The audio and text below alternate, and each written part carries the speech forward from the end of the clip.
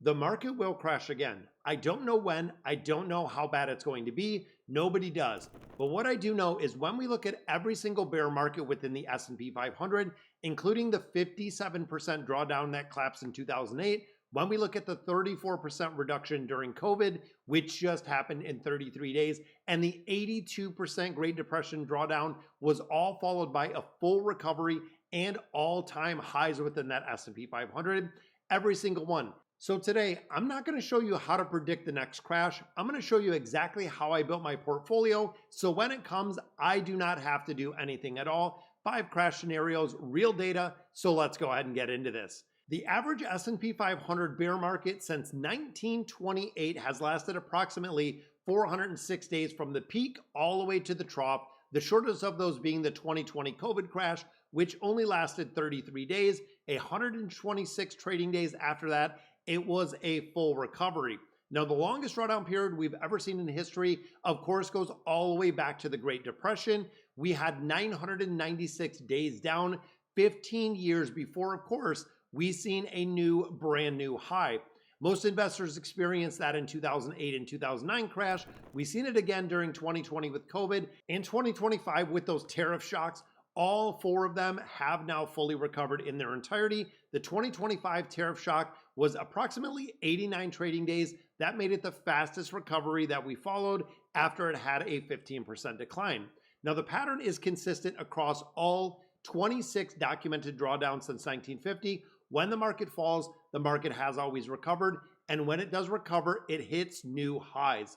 The investors who capture that full recovery are the ones who didn't sell at the bottom. We talked about this in last week's never sell rule when we looked at JP Morgan Chase's data. 7 of the 10 best days within trading occurred within 20 days that we seen the 15 worst days within the market. The behavioral case was holding for Thursday of last week. Today is the structural case. If you don't have the discipline to hold through a crash, if you build a portfolio, you don't even have to make a decision during the crash. You just hold tight. That is the difference between having that behavioral investing and structural investing. Behavioral says, stay calm, it's going to change. Structural says, build it so calm, it's the only rational response. So let's break down 5 different scenarios. Starting with scenario 1, a mild correction. We are looking at a 10% adjustment. Happens almost every single year. When you start looking at the intra-year data, the drawdown of the S&P 500 is approximately 14%, even in positive years. When we start looking bigger picture at the S&P 500, it has posted positive annual returns roughly 73% of calendar years, even if it fell 10, 12, 14% during that exact same year. That is just noise. It is not a crash by any means. Now, for my specific portfolio, we would look at about a $50,000 drawdown if we did lose 10%.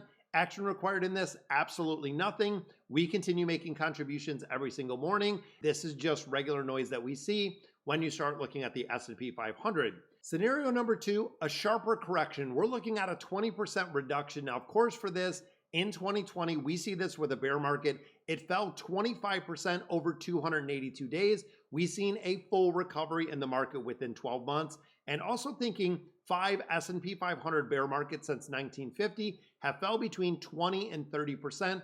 All 5 of these have recovered in its entirety.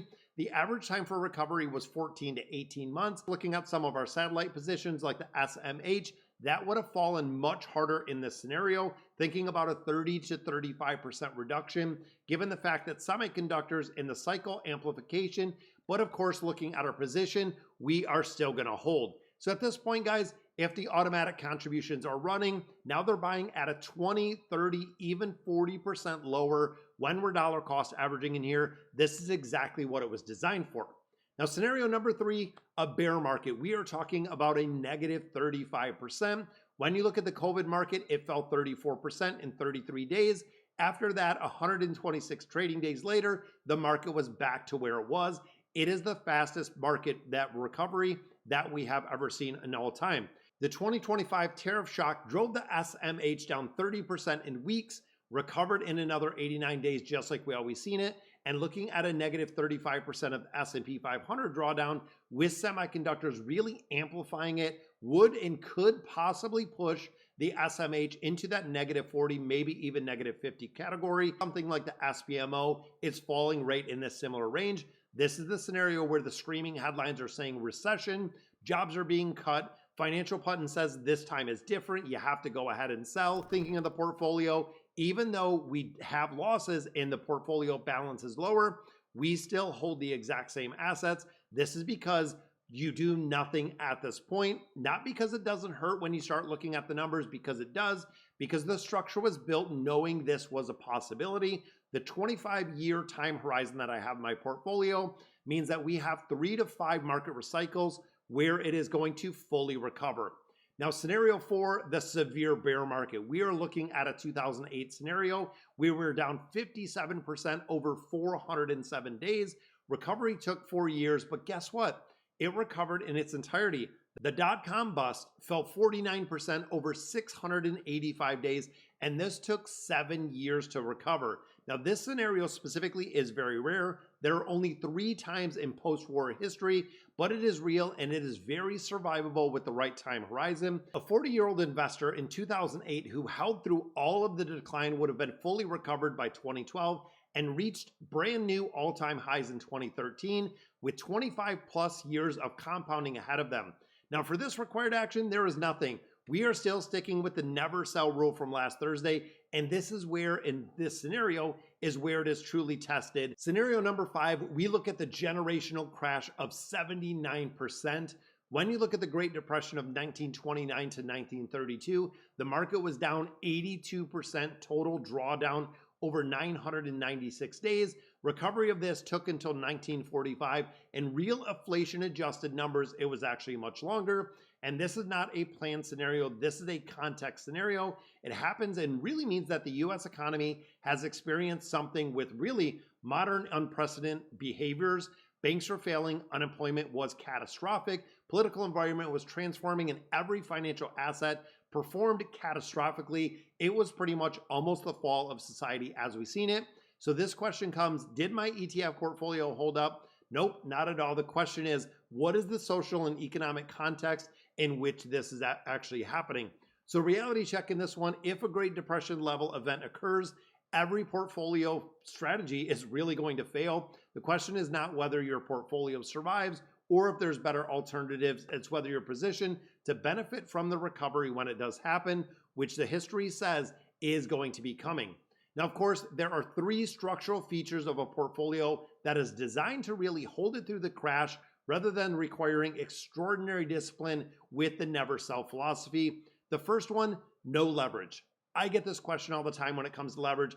Every position in my portfolio is no leveraged at all with the ETFs. I have 0 leverage. I do not have margin. I do not have leverage in this portfolio. No options, anything of that nature. Leveraged ETFs can be zeroed out very, very fast if a severe market does happen in looking at the volatility decay. Portfolio can be zeroed out by the market regardless if there's a crash or not, depending on the portfolio value and where it goes down to. Positions could continue to exist. There is a possibility the recovery is mathematically guaranteed to happen in a portfolio if you are not leveraged, if you don't have options, and if you're not leveraged like I see a lot of people. Second, no forced selling. I am not retired. I am not drawing income from this portfolio. I have no loans secured against this portfolio at all. There is no mechanism that is going to force me to sell a single share during a crash. The 2008 version of me sold voluntarily because I felt like fear really ran it, and that was kind of a necessity. The 2026 version of me knows that no structural reason to sell. Income comes from separate sources, which of course is our 9-to-5 job. Contributions are automated and the portfolio is going to be held in the platform with no margin requirements. The absence of a forced sell portfolio is the most important structure that could make it very, very crash resistant. And third, SCHD as a behavioral anchor. I know it's only 5% of my portfolio, but really it yields that 3.4%.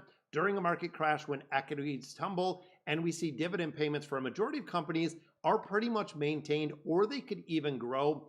SCHD increased its dividends even through the COVID crash. During a 35% drawdown in the market, SCHD paid approximately $830 annually on a $73,000 position, even at the very bottom of that bear market. Income signal, dividends arrive during a crash regardless. It is the psychological anchor that really stops the irrational decisions for a lot of people to sell everything. It's not enough income to really live on during this allocation, but it signals that companies inside the portfolio are still very, very strong.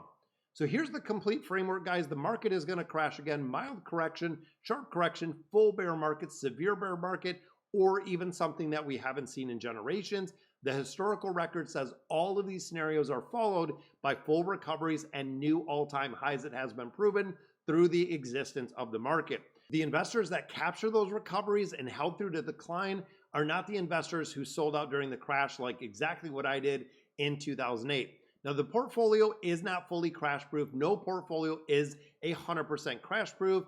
It is crash designed. It is really designated, built with no leverage, no forced selling mechanism, and a behavioral anchor like the SCHD can help you hold decisions and make them easier regardless of what those headlines say. Last Thursday, I gave you the behavioral argument for never selling in a portfolio. Today was kind of the structural argument. They're the same argument, but kind of two different directions. The behavior is the easier one. The support is what really structures it. Now, drop a comment down below. Are you worried about a crash right now? Tell me what is actually keeping you up at night, and I will respond with exactly what structure you can do to handle it. I read every single comment that I get down there, and I do reply. So subscribe to the channel if you haven't yet, because we're building the clearest picture of what a real portfolio can do for you, and I'll see you tomorrow.